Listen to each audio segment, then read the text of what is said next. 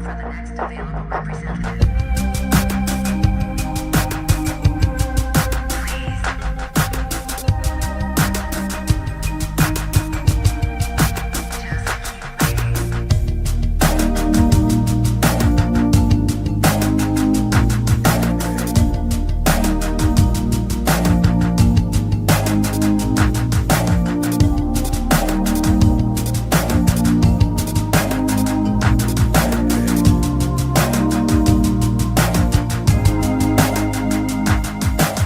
Americanism, not globalism, will be our credo. We appreciate you waiting and waiting. What is it you're waiting for? Do you even know anymore?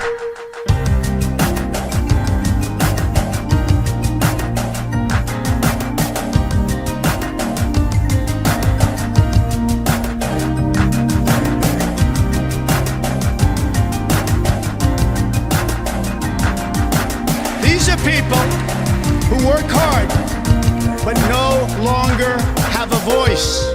I am your voice.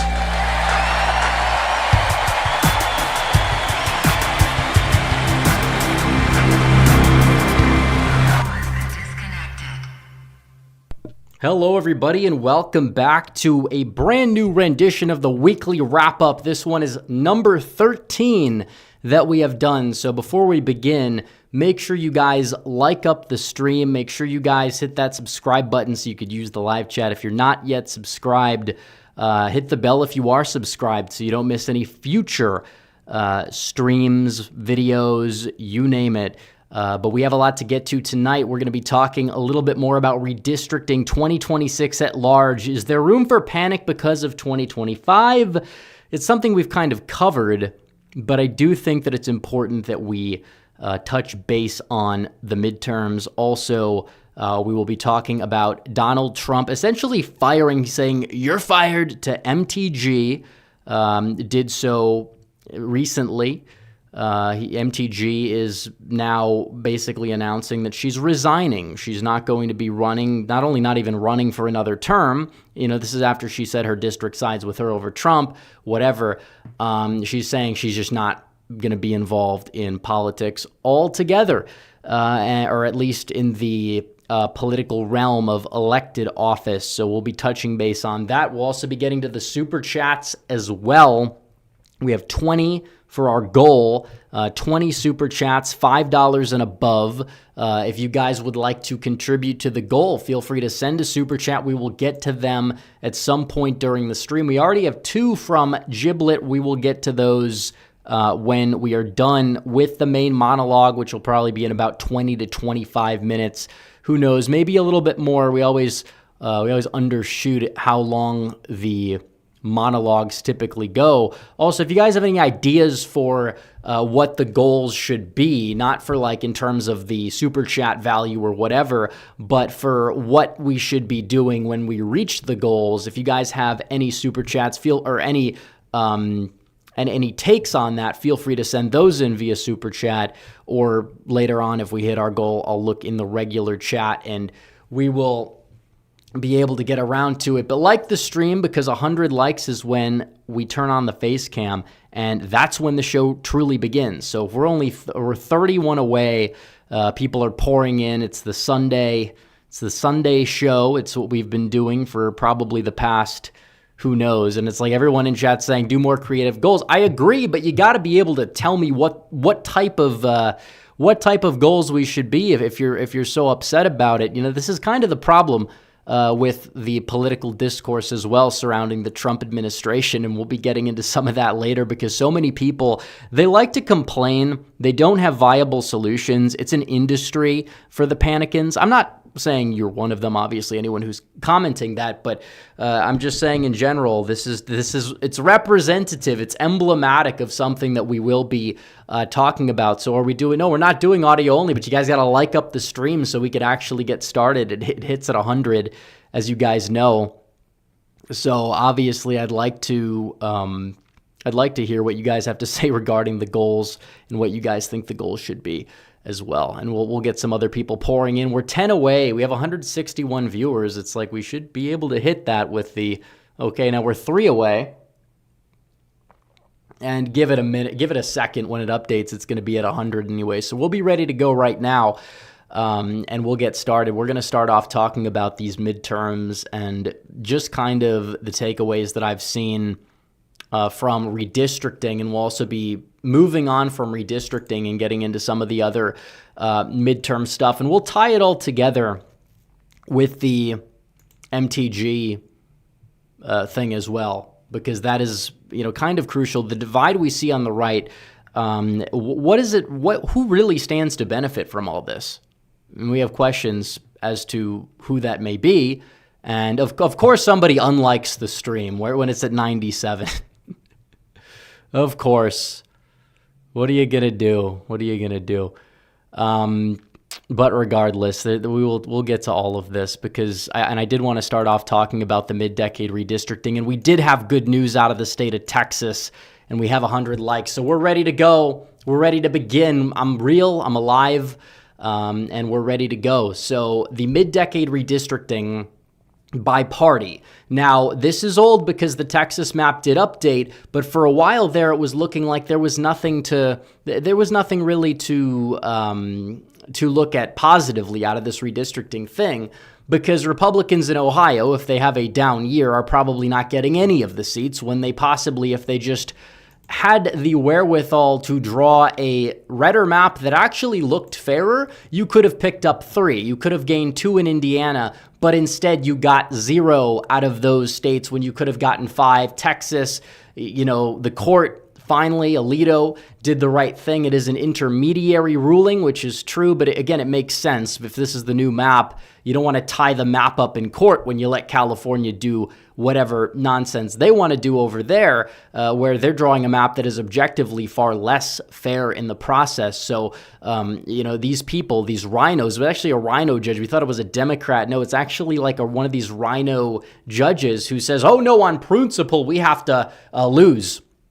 We can't win. We're allergic to winning. Like if this was a football team and the coach was like calling plays like you're running, into the other team's end zone, when you're on the 1 yard line ready to score and win the game. This is the Republican Party. Any coach that I've ever had a gripe with in football or any sport of fandom has never been nearly as bad as what the Republicans do on a daily basis. Usually the coach just makes the wrong call when they're like trying to win, but these people are trying to lose.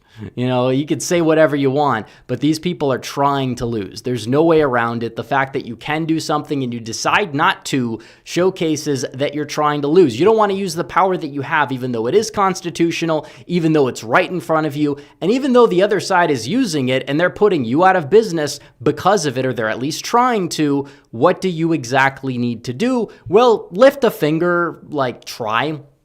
It's not that hard. I don't know what it is with Ohio or Indiana or any of these other places that are red states and are relatively MAGA states and should have, Trump-aligned GOPs that have that mindset, that don't sit there in this antiquated 1980s style of, oh no, principles. Oh, who cares? Reagan got his tax cuts with a Democrat majority in the House. Yeah, okay.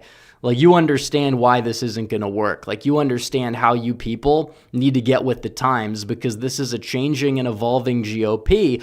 The left is changing and evolving into something very dangerous, and I think some of these people may point that out from time to time, and it's true. But that doesn't mean that the right needs to sit there and keep pushing on the way they've pushed on for decades. It's why these people want to get rid of Trumpism. It's why they opposed Donald Trump in 2016. It's why they reluctantly supported him in 2020, but also said, okay, maybe we'll float Mike Pence as his successor because he's his VP. And then in 2024, they looked elsewhere in the primary, and then decided to either reluctantly support him or in many cases just sit it out altogether with some of these people, whether they want to admit it or not, or maybe they supported him, but it was just to save face. And then they say, okay, when this guy's gone, we're going to support somebody else and try to maneuver this institution to pander and cater to a antiquated coalition, a coalition that literally doesn't exist, and then wonder why Republicans don't show up, why the Trump voters aren't showing up for other Republicans. I'm not faulting Jack Ciattarelli for that, by the way.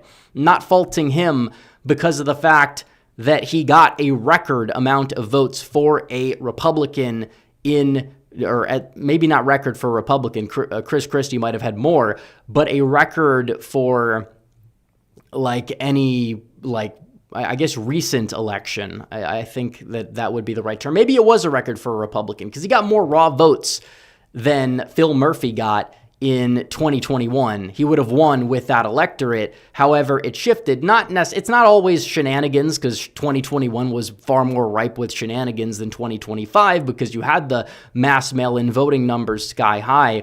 But it's mainly because Democrats have been engaging their voter base a hell of a lot better than the Republicans have and motivating them to vote. You know, how do you deal with a low propensity voter problem ahead of like a midterm year? Well, you have to deliver, and you have to turn those low prop voters into high prop voters, because that's the only way that these people show up to the polls. That's the only way that these people end up voting. It's the only way we end up winning. I mean, it's pretty straightforward. It's common sense. They don't want to actually give people a reason to show up and vote the way that Donald Trump gives people a reason to show up and vote.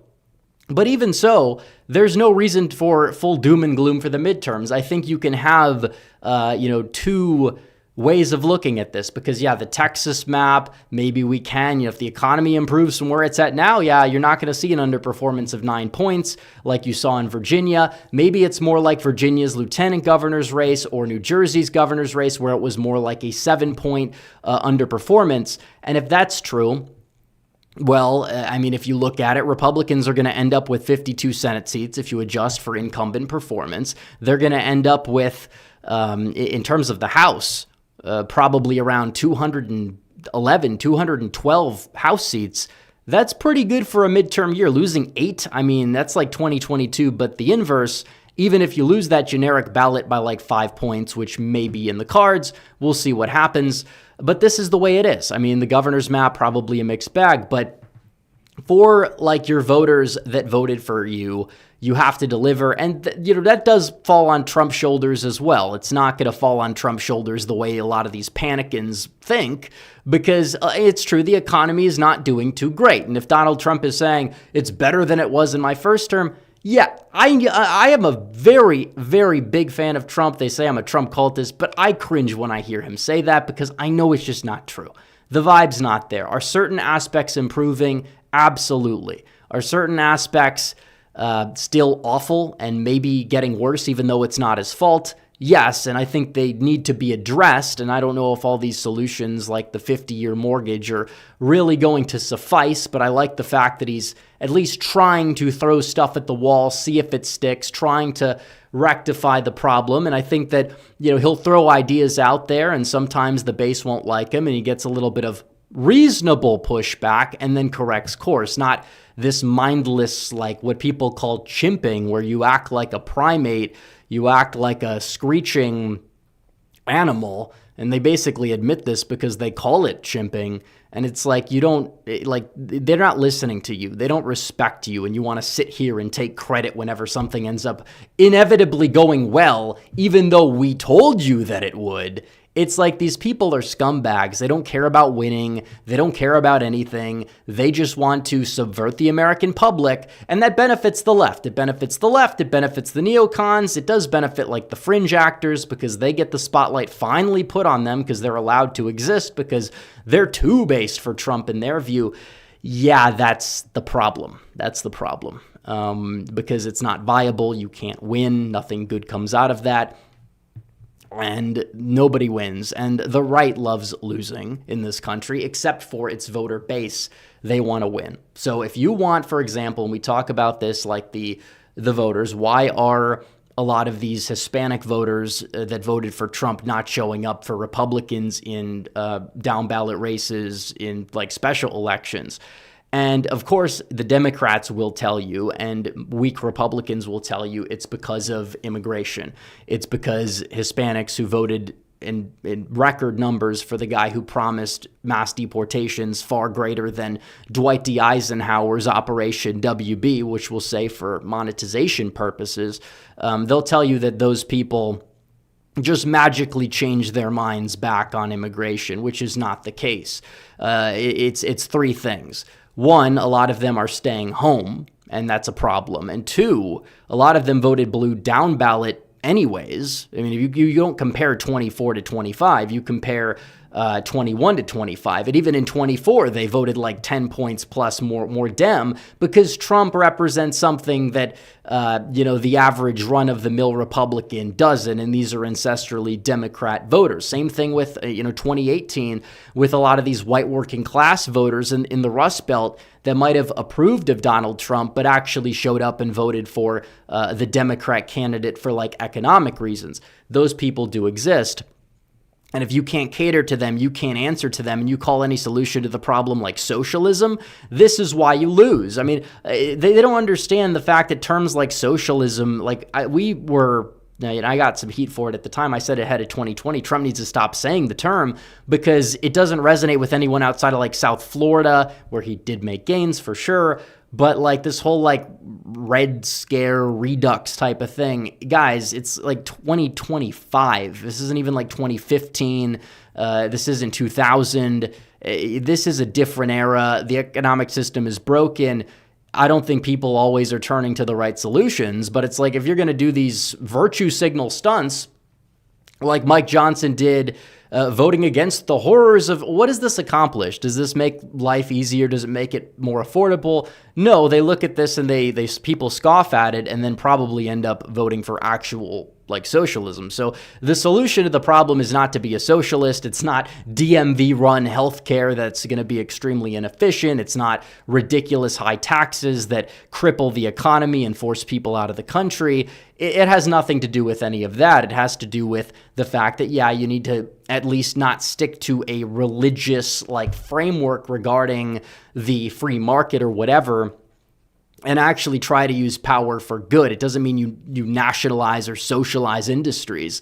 It means maybe you could use the power to strike a deal with the insurance companies or break them up and actually deregulate and create more competition to lower healthcare costs. And maybe you find a way to transform like Medicaid, Medicare, and Obamacare and streamline it into some like voucher program that covers people and saves a lot of money, a ridiculous amount of money. Yeah, that would work. If you have to raise like a wealth tax by 1% on people making over $1 million, big deal.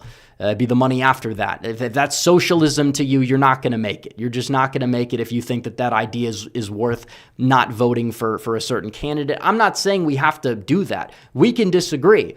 But like this whole framework about, oh no, we have to stick to this like framework of the free market at all costs, and anyone who disagrees is a left-wing socialist. That's why these people losing. It's why Republicans are not gaining with young people so much as somebody like a Donald Trump is. And obviously he does need to deliver on those promises for sure.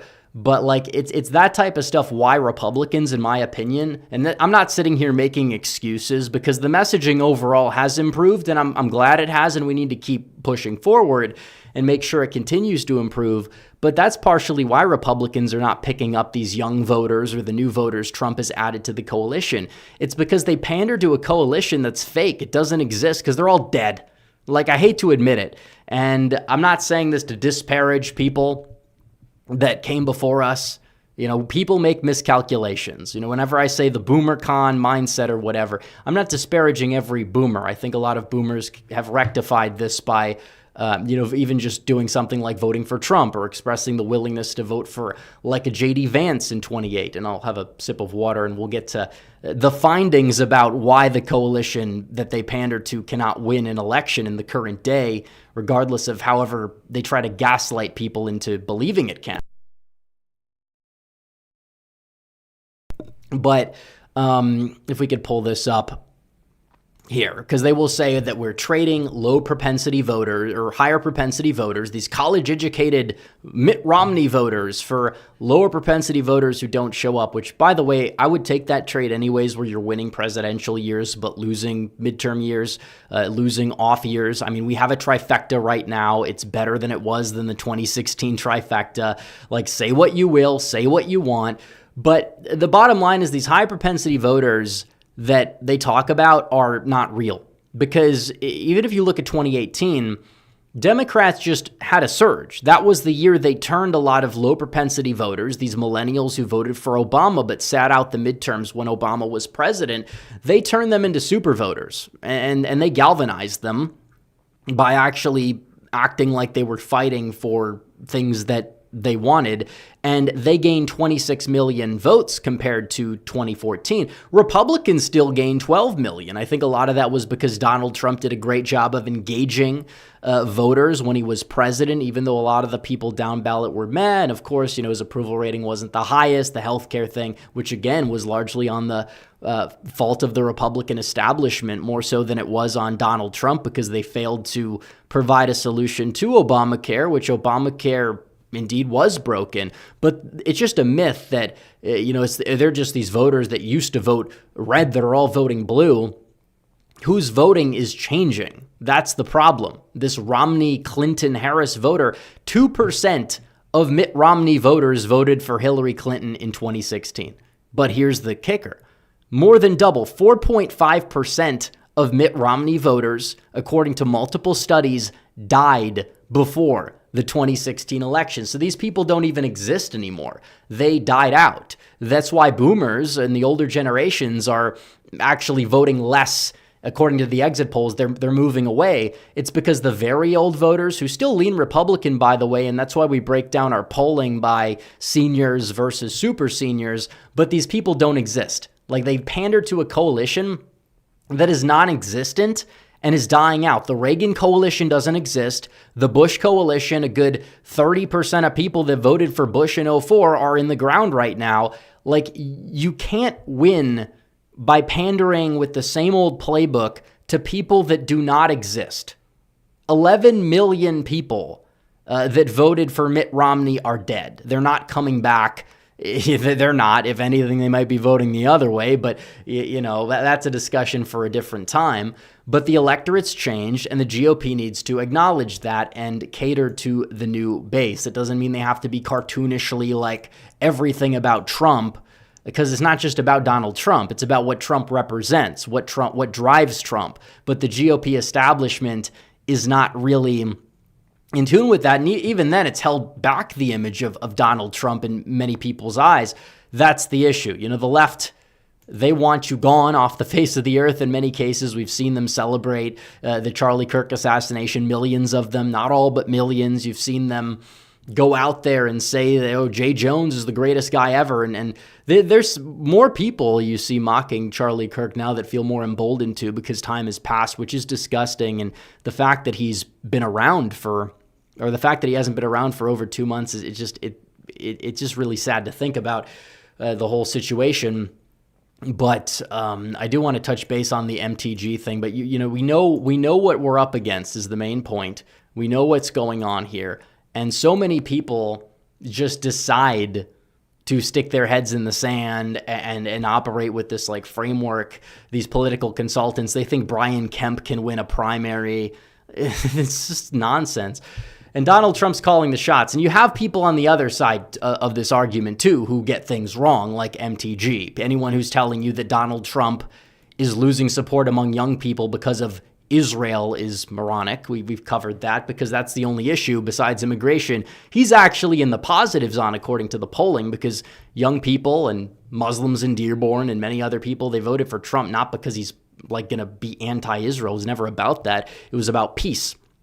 And Trump delivered peace, and it might not last, but he's working to deliver peace. He will pressure any side where necessary. And so far, that's one of the issues he's in the green on, especially young people. They misread the room consistently about young people's political interests, and the GOP itself will do the same. They'll look at Trump gaining with young voters, and they'll say, oh, look at this. Well, this must mean that young people are finally seeing the light about free market economics and all this stuff. And it's not true. It's literally the national identity issue. The nationalist populist parties in Europe, they are the ones that get a lot of young voters, and they're the future. And if the Republican Party doesn't become one of those parties, like Donald Trump has kind of made it out to be, then we are going to see a lot of losing electorally in the future. And if we actually keep going down the road we should be going down, I don't know if the Democrats are winning in the future. So there's a big fork in the road, which is why the Democrats love to promote people that try to divide the GOP based on these little stupid pet issues, MTG included. They let her on The View. They clap like seals when she's out there kind of implying that he's like involved in like the Epstein files, which again, he wouldn't. She wouldn't have resigned from Congress, by the way, if Donald Trump was actually implicated, because then she would have such a vindication moment. She could try to claim that the mantle of MAGA, but she can't. And now she's retiring, she's quitting. And this is a poll that came out for the people that want to say, and I know it's YouGov, but she's not popular. She's not popular at all. 20% favorable, 51% unfavorable, minus 31. So she is down. She is like not popular. In fact, a good chunk of that 20% is from Dems. So the people that want to make her out to be some like, oh no, she's beloved by everybody. No, she'd get her ass kicked in a primary, and it would be pretty funny to witness that happen. But now she's decided to remove herself from the equation, and she's undercut Trump on like deportations and many other things. And this whole like America only thing, it's like, yeah, you say that and then you moral F about Gaza 24/7 and whine about, oh, the IDF is blowing up terrorists. This is horrible, this, that, and the other thing. And it's like, you say America first, you say America only. It's like, I agree that it's whatever goes on over there is not our issue, which is, it's an America first stance to hold by and large. Although I like Trump's realist approach. It's not a neocon approach, it's a realist approach.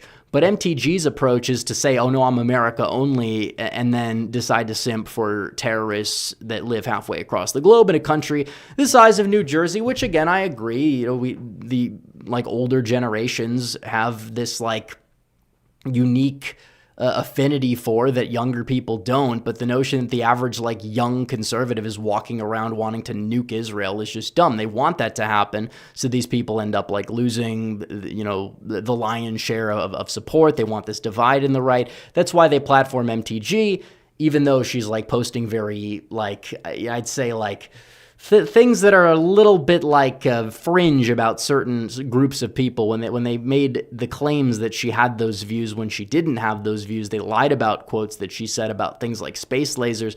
Now it doesn't matter, even though she's like completely like deranged. They're propping her up on The View. And the question askers never ask that question, why she's allowed to do this. Why are these people allowed to be promoted? And it's because they're morons, and the GOP, they seek to divide it. They're the wrecking ball. And that's why they give MTG positive press on liberal media. And oh, she attacks Trump, which is the number one thing. So she decides to resign. We're not going to play the video, but it's funny because, she claims that Congress is owned by AIPAC and that she's popular in her district. So she self-immolated half of the non-AIPAC caucus. Her and Massey are the two. So she self-immolated half that caucus. And at the same time, she clearly can't win a primary, so she's deciding to resign. She's deciding to rage quit Congress, essentially. I think it's pretty amusing. Now, people that have defended her will say things about, oh no, she's anti-corruption because she's anti-AIPAC. Well, here's the problem. Her network is skyrocketed. She wants, the feds are apparently coming to get us as we speak. But, you talk about the construction company that she has, and that dictates why she's been able to be soft on immigration at times. And, she'll only speak up about H-1Bs when you get to take a quote from Donald Trump out of context, literally out of context, by the way. That's the problem, because what Donald Trump has been saying about these things, they twist it, and then you look at the DHS and what they're doing. They're literally trying to reform the system to make sure that it's not all going to India, it's not all going to one country, and they're putting limits and guardrails on the program. And it's not because you're whining about it. It's because of well-meaning patriots that are rightfully calling it out. It's not because of MTG throwing a temper tantrum. It's not because of a bunch of people that told people to sit out the 2024 election throwing a temper tantrum. It's because of the well-meaning people that say, you know what, let's rein it in. The same way that they did a little bit in Trump's first term, but they're doing it on steroids. That's what's going to win.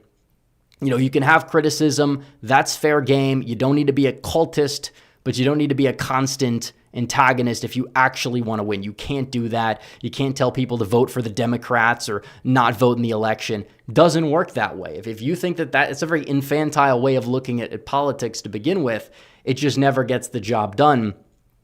So, and this is what I say, Democrats, especially young people, they can't make young men unbased. They realize that. After 2024, they realize, you know, the young men, and if you look at the people under the age of 18, I mean, it's even brutal. The pre-registers in New York, the two-party share, Republicans are getting like 70%. The Democrats are going out of business now because now the old people that are passing away, those people are more likely to be Democrat, or they're going to be very shortly.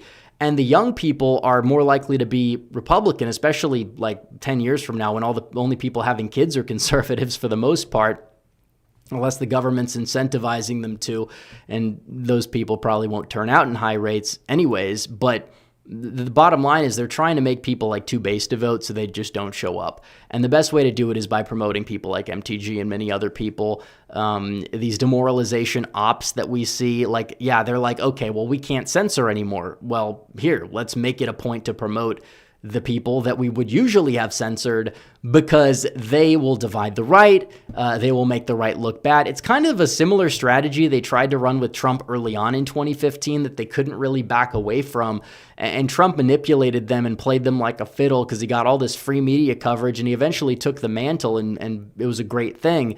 The only difference is they were wrong about Trump. They were not entirely wrong that this stuff divides the right because it does. The discourse has been awful.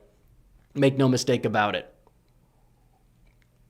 And they're going to continue to do this stuff. They're going to continue for quite some time. They will. And we need to, and like I said, I will lose a lot of subscribers. I'm sure we're down to 224K. We're right on the verge just by talking about this stuff.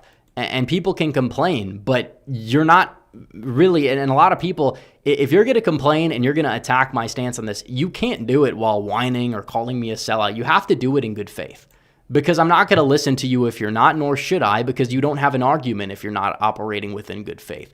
So if you have a grievance with me, feel free, send it in the super chats or maybe later on in the regular chat. I'm just saying that it's got to be factually correct in order for me to take it into account. And it has to be in good faith. That goes for anything we talked about, from the coalition changes to anything. So we're going to get to the super chats for sure.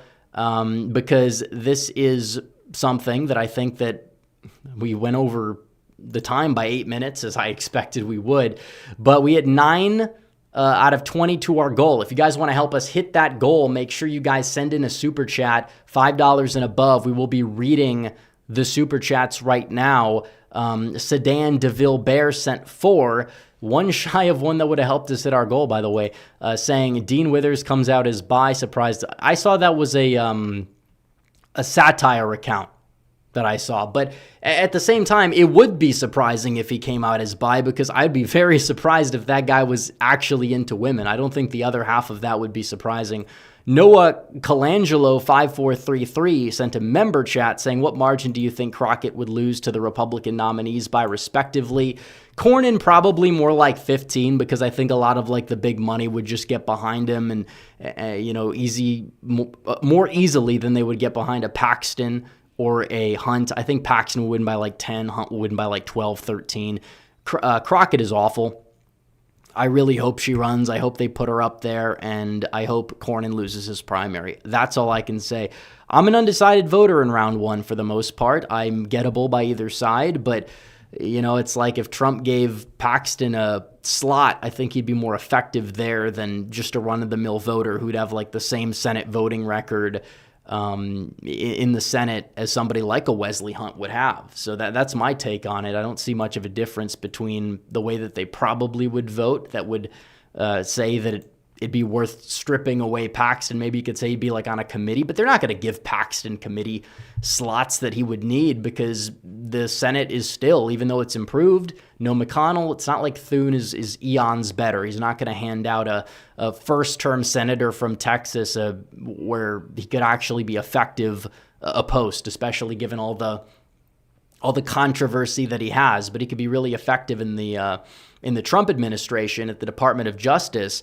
I don't know, people always talk about Pam Bondi. I think she's overhated on something. She has a pristine record when it comes to like immigration, like actual like sex trafficking crimes at the border. You talk about the Trump Supreme Court cases, she's like 30-2 or something. So she's not done a horrific job as people might claim.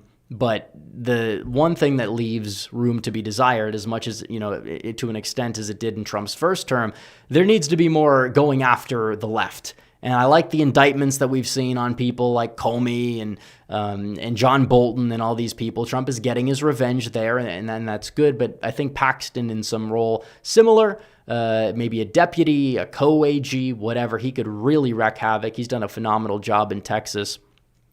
Giblet6371 for 10 says, I hear new polling of Gen Z conservatives who voted for Trump now favor a Democrat socialist because Trump didn't fix anything under a year. They're not economically concerned. Well, I'd like to see who pulled it, because if it's who I think might have pulled it, I think that person he needs to be pulled for drugs based on some of the things that have come out of his mouth.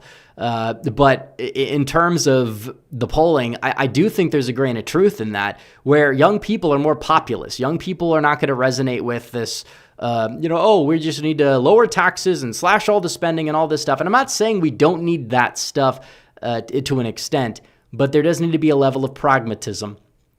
It is true that people are uninsured. People are, regarding healthcare, people can't afford it. They can't afford a home. The solution is not government housing that makes everybody poor, but their concerns need to be addressed for sure. I don't think that these democratic socialists, the problem is the GOP could take the mantle by putting the democratic socialists out of business, which are just open Marxists, because the neoliberals are Marxists, but they're also like capitalistic, but it's more like the social Marxism. But when it comes down to what the messaging needs to be, tie the economic messaging to immigration, as Trump did. Actually helped him gain a record share of the Hispanic vote in the process because of that, because he was tying the immigration issue directly to the economic issue. And I know it's harder to run on like immigration or a border crisis or whatever when you're in office and talking about things like deportations, but there does need to be effective messaging from the White House, and Trump does have this tendency, and it is probably one of the things that I would say would be a negative in this case, even if it's a positive in other cases, but to just like gloss over the negative aspects of something because he doesn't want the blame. The problem is you could just push the blame onto Biden and then say, we're working to fix the problem. It would work wonders, but that's the issue. And Gen Z, I will say, they're impulsive. They're very impulsive. They're very trend prone. It's not something that I think any Republican would be guaranteed to win young voters, but they are trending that way. And I think J.D. Vance would do a very good job, even if I think that some of these other people, like Ted Cruz wants to run.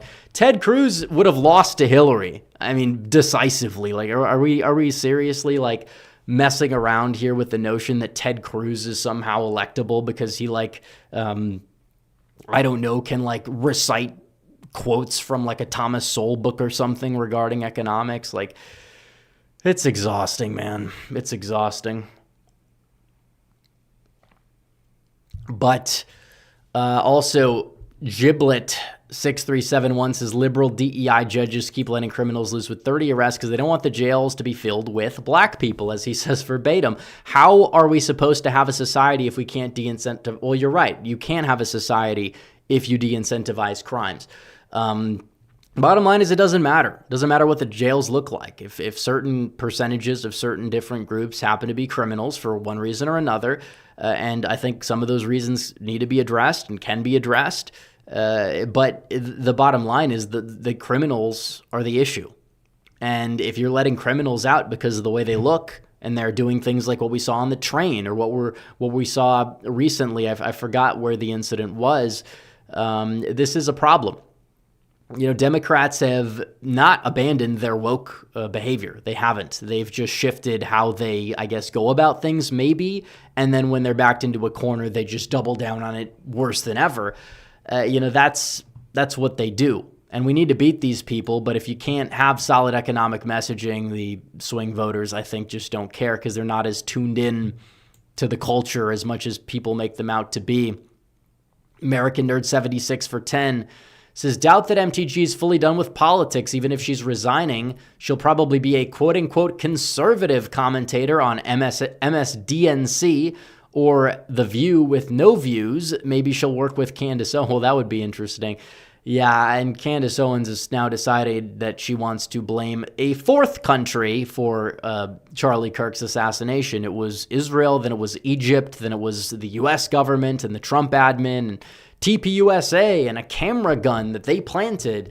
And now it's France. Okay, I don't know who's behind the whole attack. It's a bizarre, weird thing that she has with France. I don't know if she's getting funding from anti-French sources, whether they're in the Middle East or Russia or wherever.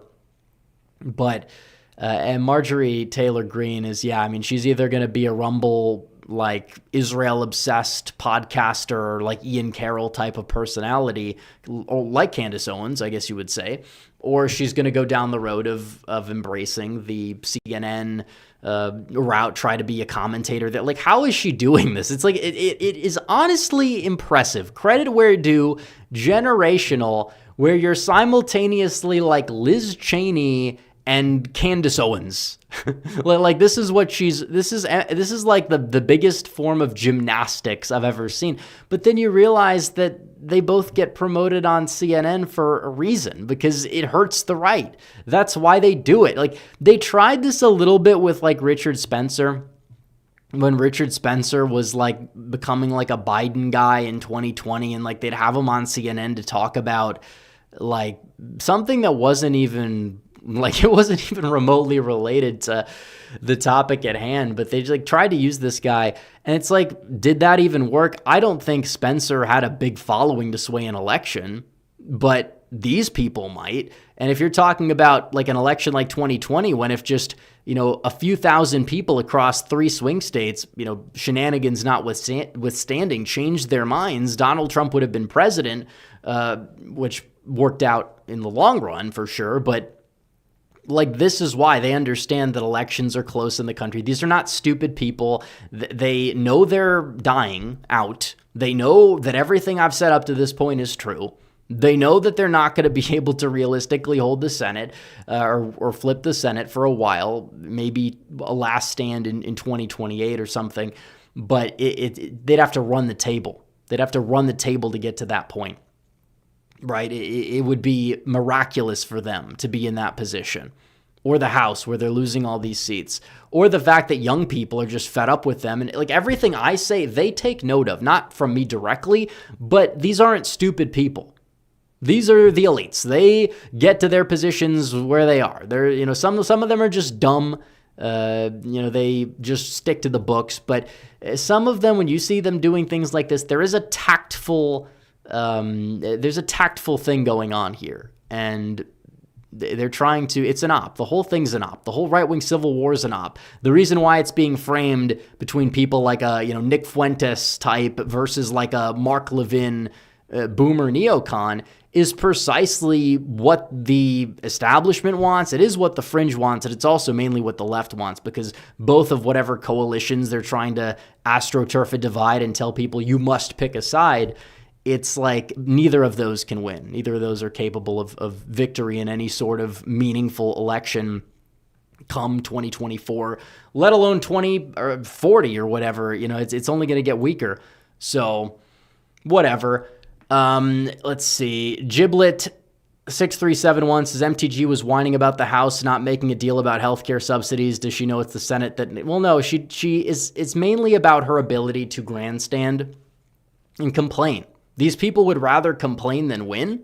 And I think that's disgusting. I think it's disgusting. Like, I have criticism, but the good criticism will get drowned out in the sea of retardation every single time if we're not going to fool ourselves here.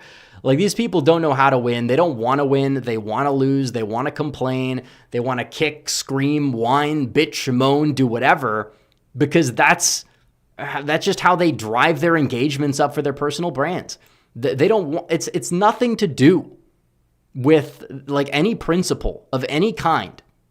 It has nothing to do with principle. They will tell you it's about principle. It's not. It's not about anything. Some of these people don't even believe anything. They just want to build up their brands and or gain power. It has nothing to do with even an issue like Israel that they won't shut up about. It has nothing to do with Trump on immigration. It has nothing to do with that.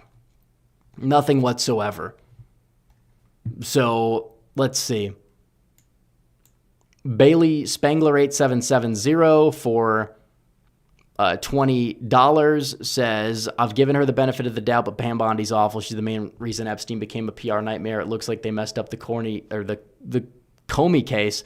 Final straw was fighting to uphold the NFL. Yeah, I mean, what we're seeing is a level of incompetence. I don't think it's all maliciousness. I think there's some things where she does really good and some things that she just drops the ball.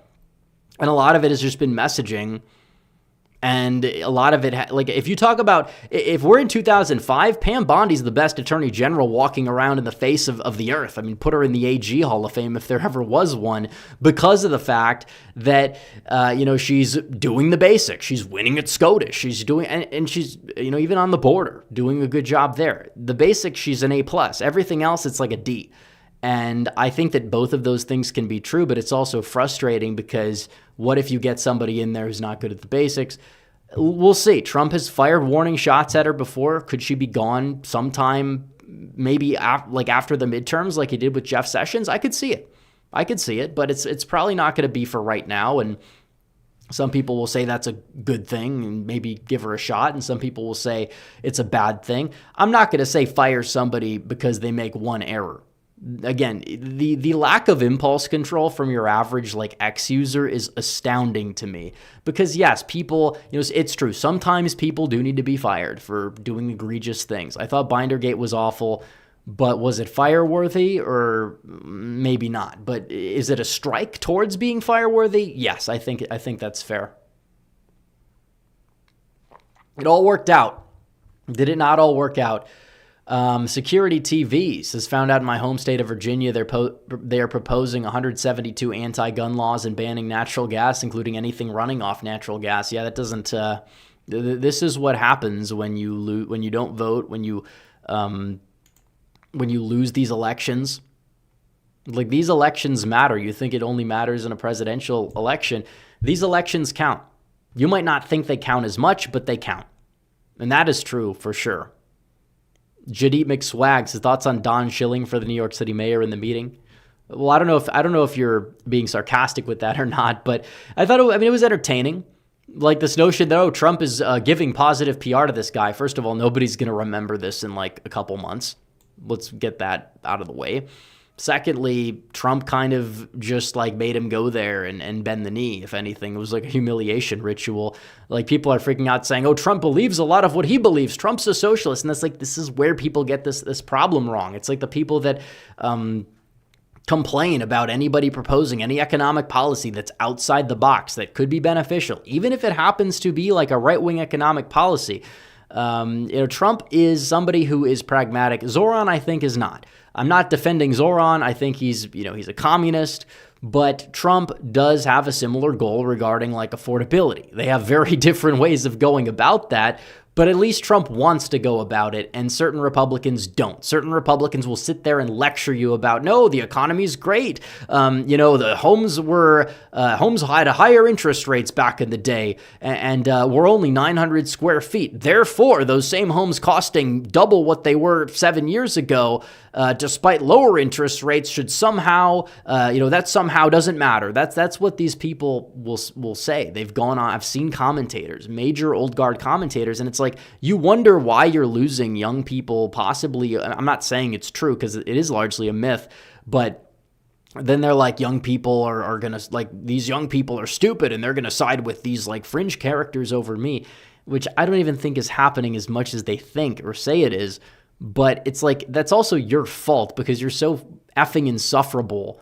Like, you can't even take 5 seconds to read the room, where you're literally allowing that to happen when you could just honestly prevent it by, I don't know, adopting my worldview and putting all these people out of business. But no, there's not enough virtue signaling in that for them. They'll attack people like me. They'll put me in with the fringes because I happen to, I don't know, I want secure, not even just secure borders, but an immigration moratorium, net zero, things of that nature. You know, they'll just say it doesn't matter, or like actually make sure that we can have sustainable communities and not radically transform them the way they've been radically transformed over the past 60 years. They say that's not radical. They'll go after Nikki Haley's son for saying things that are relatively common sense as some sort of like crazy thing. And it's like, you're the problem here. Like, these people, and this is, they feed off the drama. They want it to be this boxing match between, you know, one friend, the old guard, and like the fringiest of the new guard. So the old guard can like feel vindicated about something because they would rather complain than win. All these freaks would rather complain about something than win, whether it's any element of the right that just likes to hate me for one reason or another. We'll go with that because I feel like I'm the one that's sane here. I'll lose people. I don't care. It doesn't affect me. I'll lose viewership. I'll lose subscribers. I don't give a shit. They don't do this for, oh, you went up 1,000. Okay, cool. But I would rather talk about things that I believe in. That's why I created my channel in the first place. Let's see what we could do to help Trump get reelected. Oh, well, it didn't happen the first time. We'll take the 4-year delay. Now it's about how can we protect, how can we put the Democrats out of business? How can we, reward our friends, punish our enemies, that sort of thing. But no, that's not principled enough for these clowns. Yeah, go figure. Whatever, dude. But Nicholas loves traveling for 5, says, heard the Bush family's wanting to reclaim the GO. Yeah, good luck. Exactly. Good luck. It's not going to happen. And I skipped American Nerd 76, but he did ask the same question that I just addressed. So Sedan DeVille Bear says, no wonder Dick Cheney, well, yeah, I mean, he's old, but you have a point. You have a point. I mean, he passed away, but like, that's his ideology that is also passing away, metaphorically speaking. You're right about that. But let's see, we have more super chats on the way, but we got to sip water first.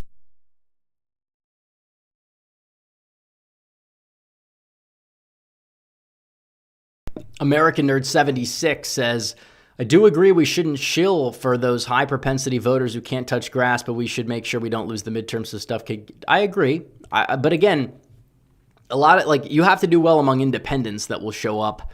I think a lot of that could be mitigated just by running quality candidates in certain races. Matters a lot less for the Democrats. It doesn't exist for the Democrats. They have different rules.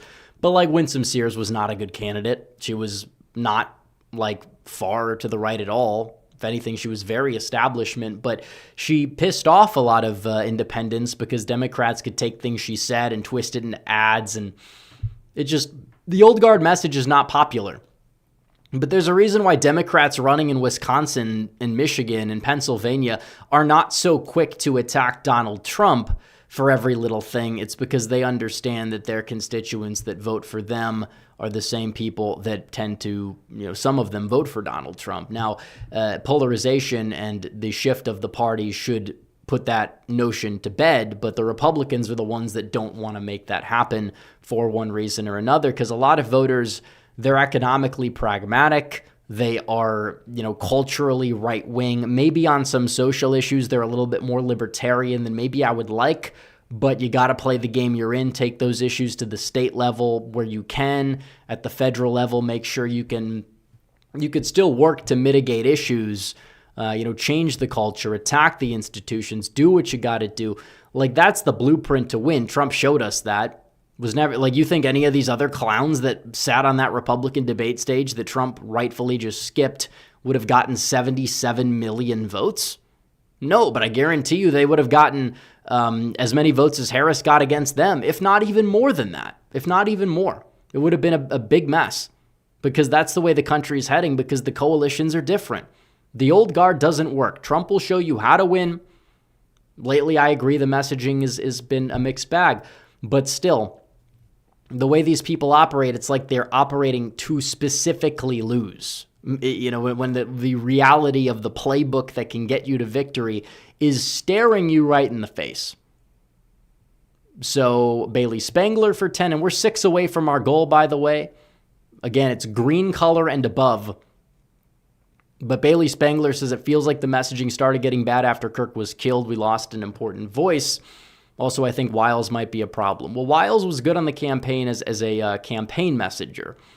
But as somebody who is in the White House, she's not done the greatest job regarding messaging, I from what I can tell. I don't know. There's a lot of moving parts to this stuff, but it doesn't seem like she's really doing as good of a job. And I think it's also Charlie Kirk was, he wasn't in the admin, but he was somebody that would routinely message, and him dying destroyed the whole discourse. So anything Trump says, he's being attacked at like a level tenfold. Everybody who stood to gain from Charlie Kirk's death has gained. It doesn't mean that they did it. It doesn't mean that they wanted it to happen. But that means, some people on the left definitely did, but it means that everybody who stood to gain something, all the panicans, all these clowns, the neocons, they have gained from this. But it's so sad when you think about it that Charlie Kirk, he's now dead. He's not coming back. The discourse died with him. There's not going to be another Charlie Kirk. You could say, who's the next Charlie Kirk? There's no next Charlie Kirk. We are all Charlie Kirk in a way, if we can mobilize at, election time and do things like that. We could do things that Charlie wanted us to do, and we can have the beliefs that Charlie Kirk had, but nobody's going to be Charlie Kirk. There could be somebody else who comes along, and there will be somebody else that comes along that can fill that role, maybe in certain capacities, but not all of them the way Charlie did. But the whole thing is a mess. It's sad. It's just really sad. It's not going to be the same. And the fact that so many people want to make it an industry about his death and just spread this nonsense. And I guess you would say just exempt the left of any fault, because that's what happens when they do this. They exempt the real enemy from any fault by placing blame on whatever foreign country you spin the wheel and land on. It's ridiculous what we see going on. But no, you're the shill if you disagree with my schizoid theory. Yeah, okay. Yeah, that's definitely how this works. It's ridiculous. Let's see. Trump should put Cruz in the Supreme Court. It says American Nerd 76. I think there's better options. I'm not worried about the primary. Ted Cruz is going to come in like 6th or 7th place. They're using Tucker Carlson as like this vehicle because Tucker's been going down this strange pathway. A lot of third worldism lately, things of that nature. And people can understand that, but it's not like, J.D. Vance doesn't owe anybody a virtue signal or a statement for Tucker Carlson's behavior. He's the vice president of the United States. And if you come at him, he has every right to push back at you and call you out on the timeline.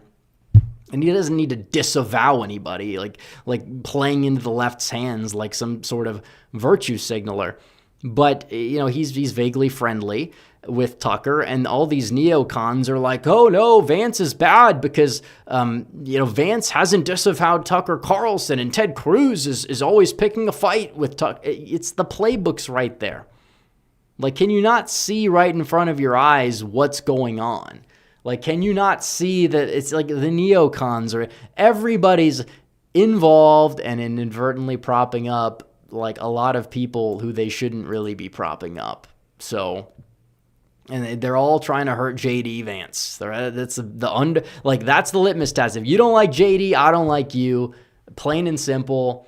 That's where you draw the line. If you think if you have some schizoid theory about Palantir and all this other stuff, or whine about opinions he had 10 years ago that always are misrepresented, then go away. If you don't like that he doesn't virtue signal to your little precious feelings, go away.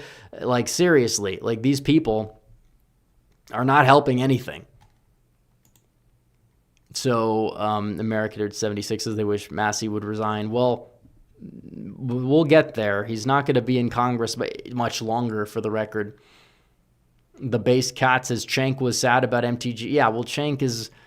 It's just... Because, like, he's that type of person. Like, oh, well I like the right if they agree with me and they're nice to me on a few things, populism. Like that's what he says these days. And, you know, he's very big into the whole, and maybe not as much of like in a schizoid way, but he does talk about, the genocide that's happening in Palestine, all this stuff. And it's like, yeah, that's why he's pro MTG is because of stuff like that. It's not really anything to do with anything other than the fact that, oh, she's like pro Palestine and undermines Donald Trump the same way that Cenk Uygur is pro Palestine and undermines Donald Trump. So it's just all that stuff.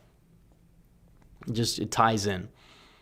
Mike M2132 for 10 says, how does Mamdani's visit to the White House affect his stance with his voters? Apparently his voters are foaming at the mouth because he's working with the fascist. Yeah, well, Donald Trump's going to make those trains in New York City run on time, I tell you what. Like, that's the proper response to it. Everyone wants to freak out. Trump's like, yeah, I don't care. Don't even explain it. And it's true. Like, I don't care if people call me a fascist because, well, I'm not. We understand that I'm not. But it's like, you're not going to call anybody to, like, the right of Marco Rubio 2016 a fascist. You're going to call all those people fascists. It's like anybody who understands that the right should be wielding power the way the left does it, they're a fascist to these people. That's all it is. It's just the pot meets the kettle. It's not even the pot meets the kettle, more so than it is like, you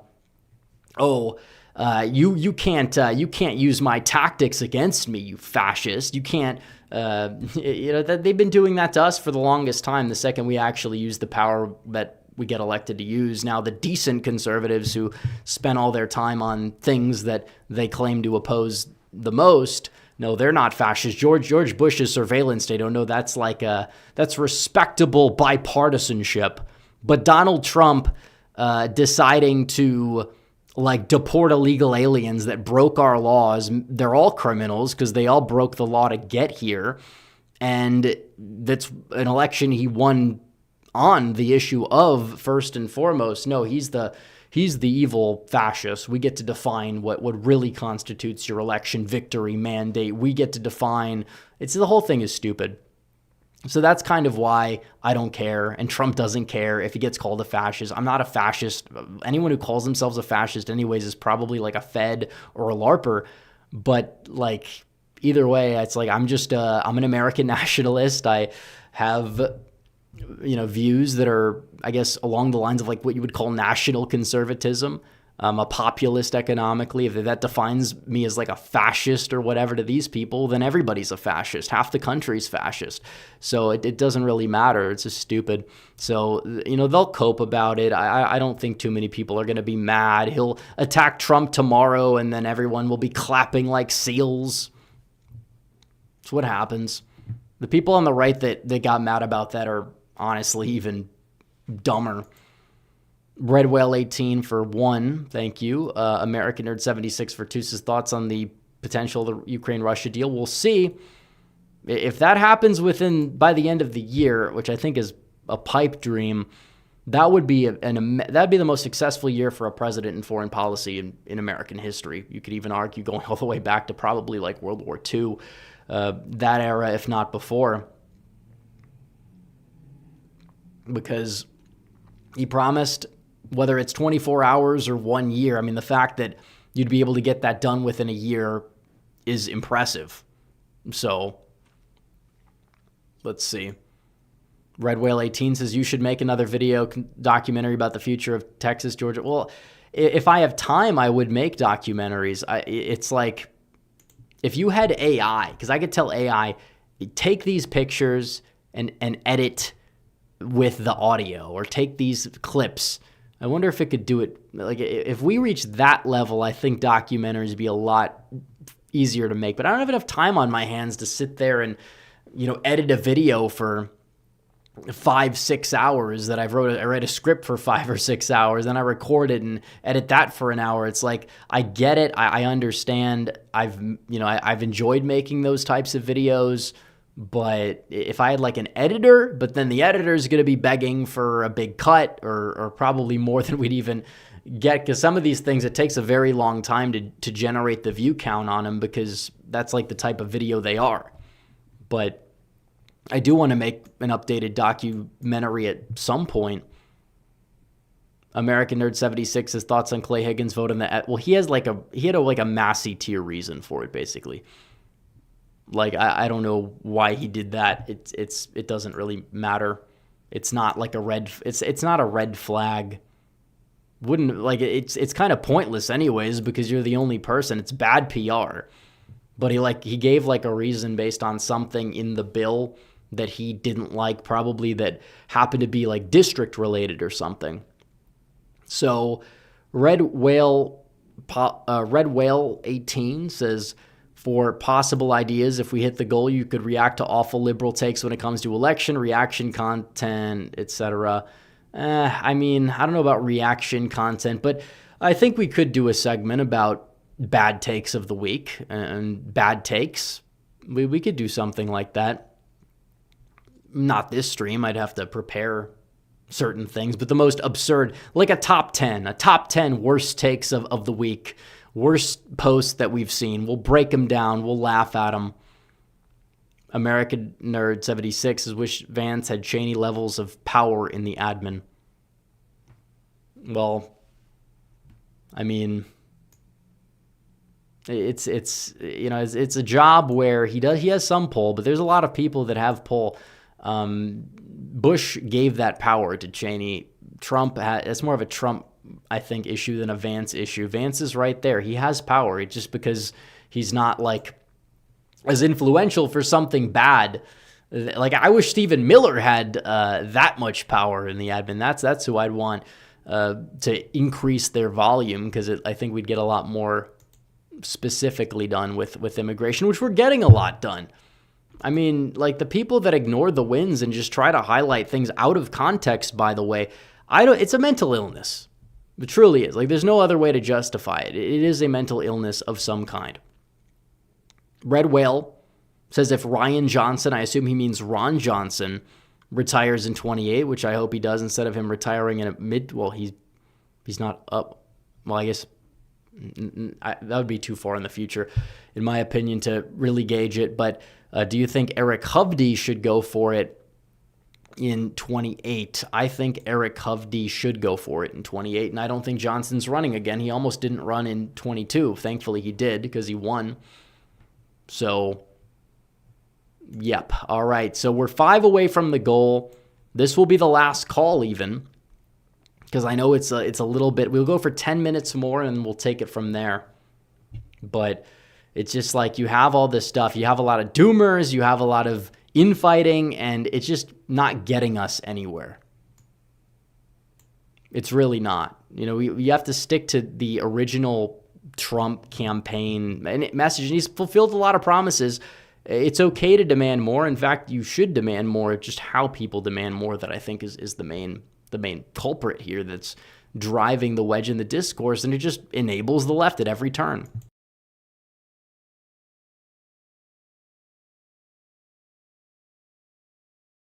Let's see, American Nerd 76 says, how can we make sure we don't get more MTGs? Well, a lot of the time, anyone we do get, you can kind of look at the red flags, I think.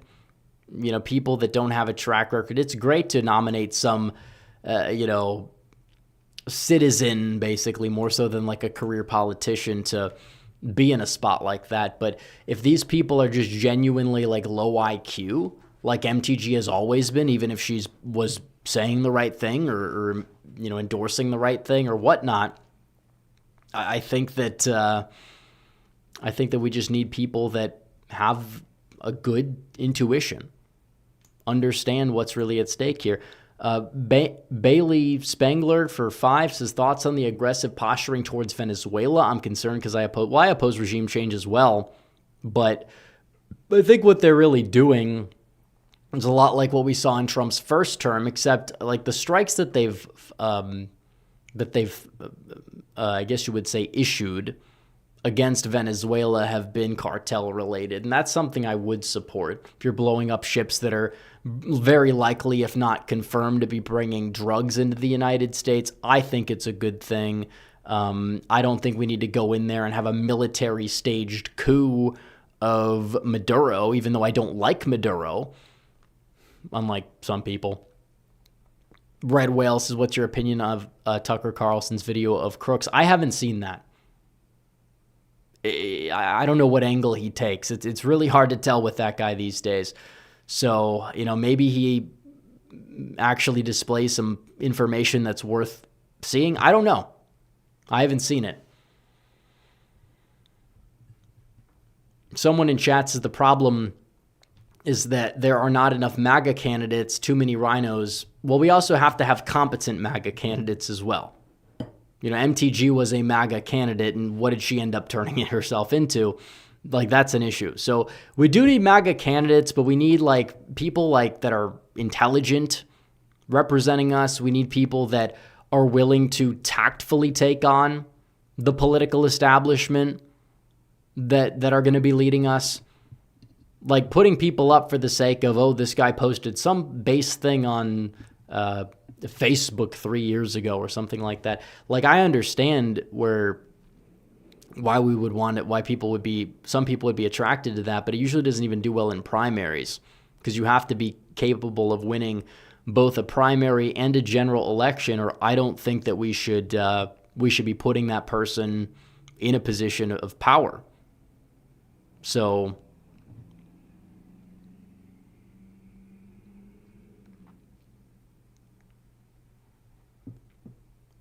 someone said Trump needs to do something and get out there and talk to women because he's losing. See, this is a problem. People look at a poll and then they look at crosstabs and then they start diving in crosstabs and they pick apart things and they try to use it to craft. I'm not saying you're doing this, but using it to craft your narrative.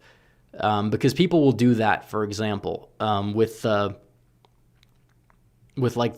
Hispanic support, where they start saying immigration we need to give amnesty because whatever we're doing isn't working. Trump, they lie and say Trump only promised to deport criminals, which is not true.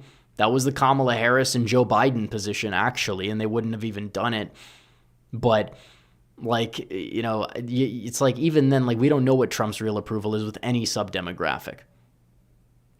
What did Trump do specifically that would turn women off? Specifically, nothing.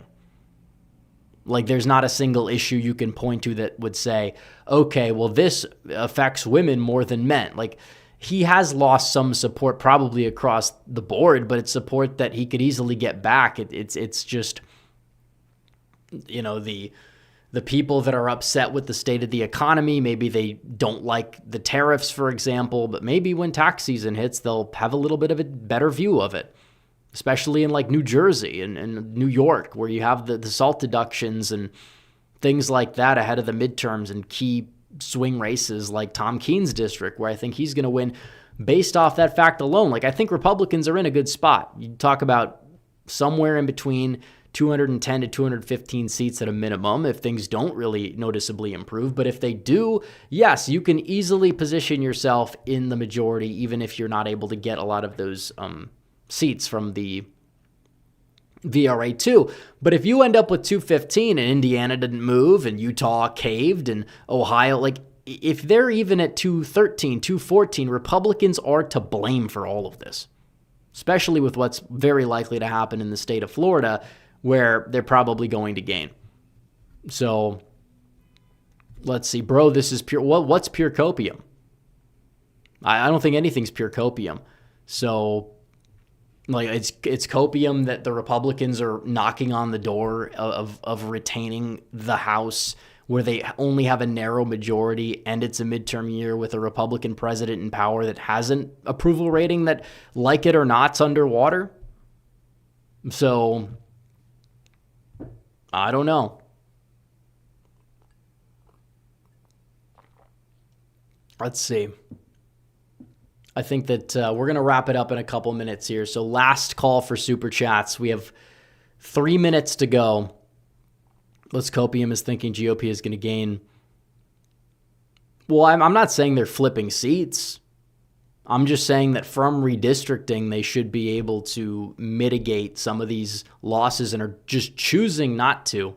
The one seat they'll probably gain is the one in Maine because Jared Golden's retiring. It's like a Trump +9 seat. They should hold that. They already have a strong candidate running on the Republican side. So Section 2 ruling gives us 34. Yeah, it's not going to be that big. I mean, that would include dividing like you'd be putting dummy manders into place at that point, and that would not be something you want to do.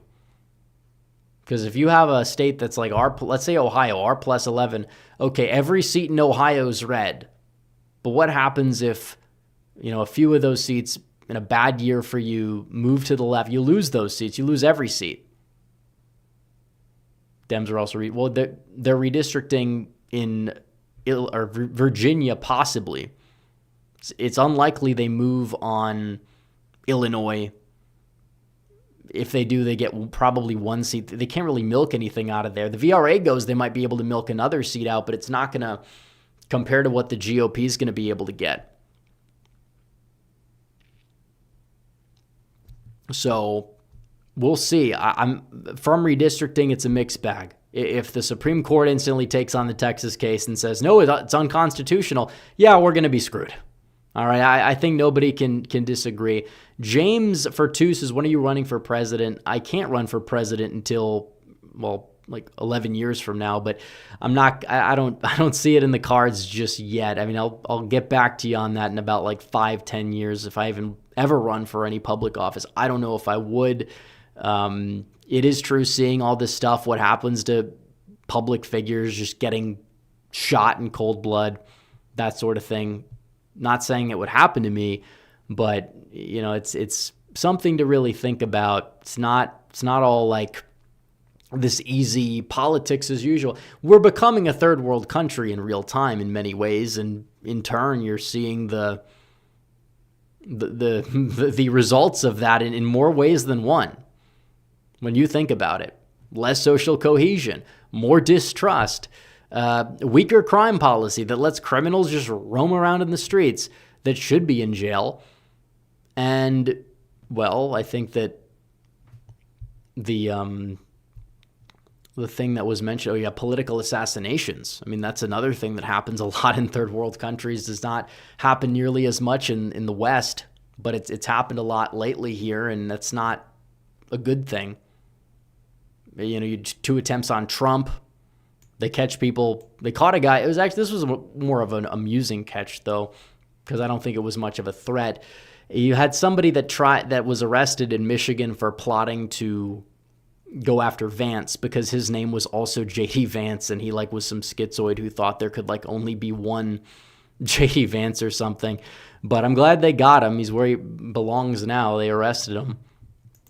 Now there only is one that's walking the streets. Nicholas loves traveling for tents. It's funny how Mark Kelly and the other Dems act like they care for the military, but voted against reopening the government and paying for the Well, yeah, because this is how it's not surprising anymore. Democrats don't care about people calling them hypocrites or whatever, and they just want to do whatever helps their party win politically. That's why the filibuster, if they retake the Senate's gone. And that's why people that sit out elections are not helping. Because yes, the alternative is worse. And yes, the GOP should be better. These two things are not mutually exclusive. But if you sit out an election, like the Georgia runoffs, for example, and a lot of people did, probably even some people in this chat right now did it, if they live in Georgia, what would that have done to stop the Democrats for, thankfully, two Democrats that aren't in office anymore, that also left the party before their term was over, were there to stop it. Those people aren't there anymore. Good luck counting on John Fetterman. He has, that's one person. And even then, he's expressed in the past that he wanted to get rid of it. Maybe he changes tune now. I don't know. But that's why voting in midterms are important. You don't sit out the midterms. People get mad when I say this is why you don't sit out the midterms. Oh, but Donald Trump said this thing on immigration, but he never said it. But we're going to take it out of context and we're going to like run with it, and we're going to try to say that he's a traitor to his base or something. And it's like, first of all, the position you want Trump to have, and maybe even I want Trump to have, is not something he really campaigned on. Do I think Trump is ever going to implement a legal immigration moratorium? Probably not. Do I think maybe down the line we could have somebody that will? Yeah, or at least significantly cut the number, which is good. And I think we could get some positive developments. We are getting positive developments on H-1Bs. Trump has talked about, but these Koreans or something that came in, got removed, and they were like to train Americans about some specific thing, and they were like temp visas or whatever. And it's like, if we have those people come in for a short period of time, and you can make sure that they go home, you do get rid of birthright citizenship, which is Donald Trump's plan. Those things would not lead to the downfall of the H-1B program, or lead to the downfalls that are caused by the H-1B program in existence, and the H-2B program, because it's not just the H-1Bs. The H-2Bs are a problem. There's a lot of work visas that are a problem. James, do you disagree with Trump on the? No, I think it needs to go now, because the Democrats, like I said, they will rip it up. They're not retaking the Senate before 28, most likely, and John Fetterman by then very well could be a Republican, or just not run because he'll lose a primary. So, like, good luck. Good luck saving any sort of Democrat majority from, keeping the filibuster. They're not going to keep it, and they know they're not going to keep it. Doesn't matter. So, all right. Well, the goal is, it seems like the goal is ending, so that's fine. But we'll also be wrapping up the show. I think that's it for the super chats, but regardless, people will take things and sensationalize. That's kind of been the main takeaway. The divide in the GOP is largely astroturf because people want clicks on social media and nothing else. And MTG played into it, and Trump, that's largely why he said leave Congress, and she essentially was forced out. So whatever. Now we'll see what she does next. And anyways, guys, thanks for watching the show. Like the stream down below, subscribe, hit that bell. I will see you guys in the next one. Red Eagle out.